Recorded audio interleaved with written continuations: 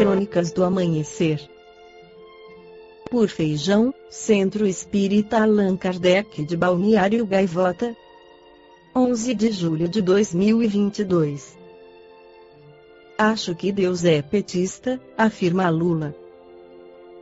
O ex-presidente Luiz Inácio Lula da Silva, PT, disse na terça-feira, 5 de abril de 2022, que imagina que Deus seja petista. A declaração foi feita em entrevista à Rádio T, do Paraná, depois de elogiar o trabalho da presidente nacional do PT, Gleisi Hoffmann, no partido. Eu às vezes fico imaginando que Deus é petista, afirmou Lula. Eu acho ela a dirigente partidária mais qualificada no Brasil, de todos os partidos. Ela é efetivamente a grande dirigente política do nosso país. De acordo com Lula, Gleisi cuida com muito carinho do Partido dos Trabalhadores. Não é fácil ser presidente de um partido como o PT. O PT é um partido muito complicado. Afirmou que Gleisi vive um momento político excepcional. O petista disse que aconselhou a dirigente petista a não ficar nervosa em reunião com empresários realizada na noite da última segunda-feira, 4 de abril, em São Paulo. Allan Kardec define Deus no Livro dos Espíritos como sendo a inteligência suprema, a causa primária de todas as coisas, mas o conceito de Deus vem mudando de acordo com a evolução da humanidade. O desenvolvimento da ideia de Deus e do processo religioso da humanidade acompanha a evolução, intelectual e moral, do próprio ser humano. Uma conquista está inerente à outra.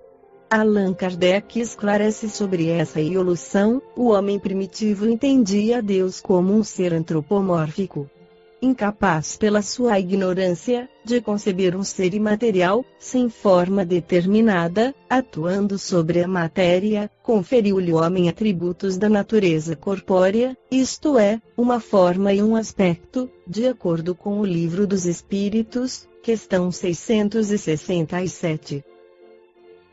Esclarece ainda que o politeísmo é a crença em vários deuses e culto a eles prestado. Chamando Deus a tudo o que era sobre-humano, os homens tinham por deuses os espíritos.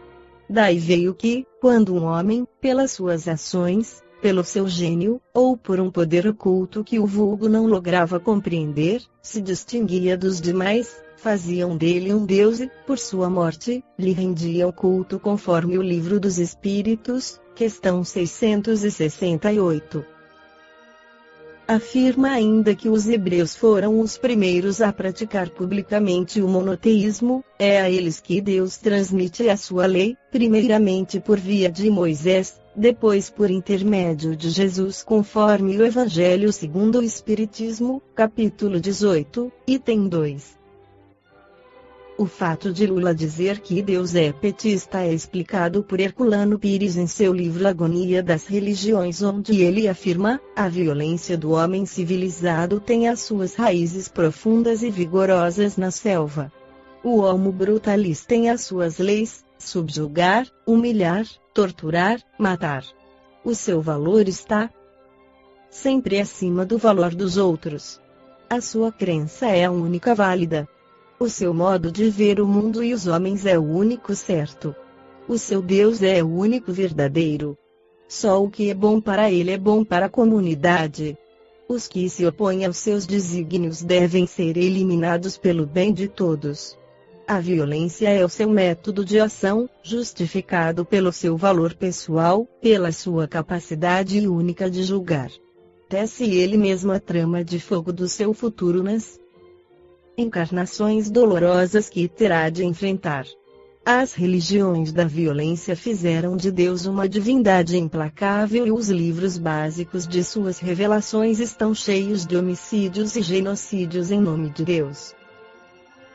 Não obstante, misturam-se as ordenações violentas estranhos preceitos de amor e bondade. São as lições de consciências desenvolvidas lutando para despertar as que, endurecidas no apego a si mesmas, asfixiam os germes do altruísmo nas garras do egoísmo. e um espetáculo dantesco de uma alma vigorosa dotada de intelecto capaz de entender as suas próprias contradições, mas empenhada em negar a sua condição humana, rebaixando-se aos brutos ao invés de buscar a elevação moral a que se destina. Nos momentos de transição, como este que estamos vivendo, a violência desencadeada exige a oposição vigorosa e sacrificial dos que já atingiram o desenvolvimento consciencial da civilização. A cumplicidade com as práticas de violência, par parte de consciências esclarecidas, retarda a evolução coletiva e rebaixa o cúmplice a posições indignas. O mesmo acontece no tocante à aceitação de princípios errôneos por conveniência. O espírito se coloca então em luta consigo mesmo, negando o seu próprio desenvolvimento consciencial e ateando em si mesmo a fogueira dos remorsos futuros. A civilização do espírito se torna, assim, o resultado de um parto doloroso. Mas, como a todos os partos, tem de ser feito. E se acaso for possível o aborto, a civilização se fechará sobre si mesma e todos os responsáveis mergulharão com ela nas trevas da miséria moral. As fases de transição, na evolução dos mundos, são também fases de julgamento individual das criaturas que os habitam. Daí o mito do juízo final, em que todos serão julgados. Mas não haverá um tribunal divino nas nuvens, porque esse tribunal está naturalmente instalado na consciência de cada indivíduo. A presença do julgador é onímoda e fatal, porque cada qual será juiz implacável e inevitável de si mesmo. A agonia das religiões é a agonia de um mundo. Por isso a terra inteira participa dessa mesma agonia. A queda dos deuses mitológicos do mundo clássico foi também a queda dos grandes impérios. Em vão César procurou desligar-se de Júpiter e aceitar o Deus único. A conversão do império foi a sua própria morte. A Idade Média procurou restabelecer o reino da violência em nome de Jesus. Durou um milênio, pois a integração dos bárbaros na ordem cristã exigia uma reelaboração demorada e um reajuste penoso das contradições culturais.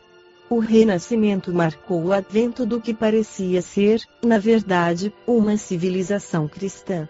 Mas os resíduos da violência continuaram a fermentar nas novas estruturas socioculturais.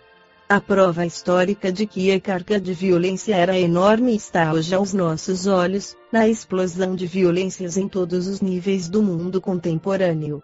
Nossa esperança é a de que essa explosão seja a catarse final. O homo brutalis vai desaparecer. Mas para isso é necessário o despertar de novas dimensões na consciência atual. Não será sustentando e justificando as estruturas religiosas envelhecidas, submissas às ordenações do passado bíblico, que facilitaremos o advento da nova era. Muito menos pela negação da própria essência, do homem.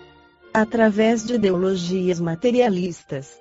A busca da intimidade pessoal com Deus, em termos fantasiosos, ou a negação de Deus em nome de uma razão ilógica são formas contraditórias de asfixia da consciência. A rejeição do Evangelho ou a manutenção de sua interpretação sectária equivalem igualmente à negação dos valores espirituais do homem. A estrutura moral da consciência está delineada de maneira indelével nas páginas do ensino moral de Jesus. Temos de aprofundar o seu estudo e procurar aplicá-lo em nossa vivência social. A civilização cristã vai sair agora do tubo de ensaio, concretizar-se na forma real de uma civilização do espírito, em que os princípios espirituais se encarnarão nas normas de conduta, nas formas de comportamento do novo homem. Esta foi a crônica do amanhecer de 11 de julho de 2022. Por Feijão Centro Espírita Allan Kardec de Balneário Gaivota. Que a paz esteja com todos.